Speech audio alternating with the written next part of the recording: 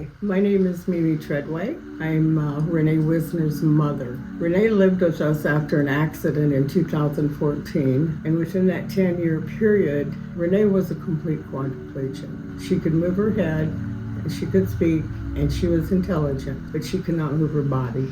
And then Christmas month of 23, Renee had a slight infection, which is normal for a quadriplegic. She went to the hospital, did IVs for 3 days, takes care of it. December 25th, Christmas morning at 11 o'clock, they were bringing her home from the hospital. Everyone was there waiting for her. Brewster Ambulance Company is hired to bring patients home from the hospital. They are completely trained EMTs. This is not the first time she's been brought home by an ambulance, and we know how to do it. Brewster Ambulance pulls up, backs up out of the driveway, pulls in lengthwise in front of our driveway. I was in here knowing, okay, everything will be okay. Her brother ran out, got her bag, ran back in with that, and went back out. Before he could get there, they had already taken her out of the ambulance on a stretcher, and it was elevated as high as it could go. The girl put one hand on the rail, the other hand she had a briefcase in. The young man then jumps out of the back of the ambulance. They had her in a seated position. They did not lower the gurney. They barely strapped her in. Her legs were strapped in, but not having any body control, they did not have her strapped in properly. Then they went to push it, and they pushed her sideways, which is a big no-no. It tipped over, so the first thing that hit the cement was her head.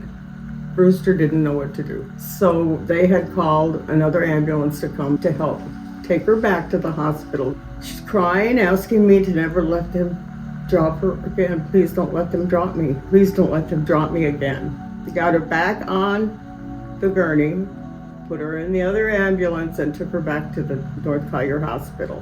I did not know at that time that she had a lump the size of the lower back of her head. Her brother held her head off the ground outside. He knew, but he didn't tell me.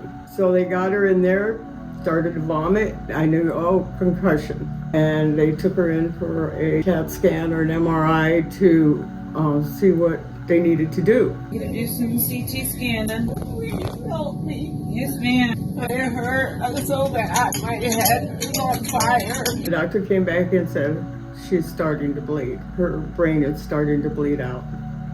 We need to rush her right downtown to the main hospital of NCH to do brain surgery. They never made it. She died before they got there. This is Peyton, Mr. Peyton Omaha. He was Renee's comfort dog. He'll be 9 years old. Renee's brother got him for her when he was 5 weeks. Even though she couldn't pet him, she couldn't feed him, he never left her side. He cried in the window, he saw everything, and he cried for weeks. And finally we got him to come around, and he's doing better than I am, but yet he misses his mom. Renee didn't want to die. I guarantee you, she did not want to die. She was ready to open a yoga studio and a meditation school and had certified the highest degree you can get. She is a very strong-willed young lady. She looked at me one day and she had tears in her eyes and said, "Mom, what's my purpose in life?" And that's when she came up with the Christmas Cards for Veterans program, because all the veterans around her don't get mail. They didn't get visitors. They were all very, very lonely. We helped. We had a lot of volunteers come to our house and had cards donated to us. First year was 5,000 cards we got mailed, and Renee was thrilled. In 2023, prior to Renee's death, we had got 11,000 cards sent to the VA hospitals, nursing homes, and clinics in 8 states. I promised Renee, if anything ever happened to her, we would never stop this project. And I will until the day I die. I'm not giving up on her purpose in life. After that, the VFW, men and women that belong to our auxiliary, took over Renee's project. Last year, we got over 20,000 cards sent. This year, we're looking at 30,000 cards sent.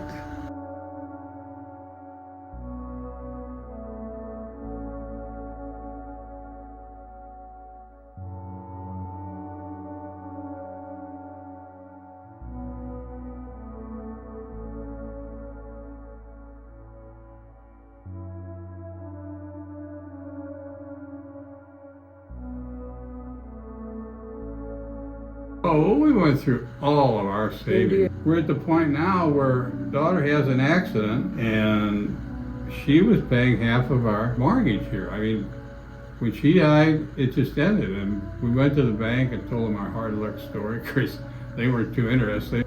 They gave us a couple months extension, but I mean, this was so traumatic. We borrowed from people. We did everything we could to scrounge up enough money to make the payments. Pretty soon, it was just obvious we couldn't do it. And we used our equity to pay the payments till we could, sell the property. We had a house up for sale, but the market was slow. It was off season. We have the property listed. They know it. They know the whole sad story. And they proceed to a foreclosure sale. They could get that in 30 days if I didn't contest it. So I'm looking for a lawyer quick. Can't find one. Finally did it myself. Went to courthouse and contested the thing. I still need an attorney. That's why I need crowdfunding. I need an attorney. I need somebody who will just get me to where, or even just stall this whole foreclosure thing until I get the house sold. If I get the house sold, we've got enough money to move on to our assisted living, and we'll be just fine with our Social Security and equity in this house. But if they foreclose on this house, all they're interested in getting is $140,000 to satisfy their loan. And the rest of it, they don't care. I know she did not want to die. And there was nothing we could do. 2.5 years later, I am still hurting, suffering, and I'm trying to do the best I can to make sure that everything turns out, and I don't want to lose my home. I swear, I do not want to lose my home. Because I have my good days and I have my bad days. And I'll never stop missing her, and I'll never stop crying for her. I talk to her all the time.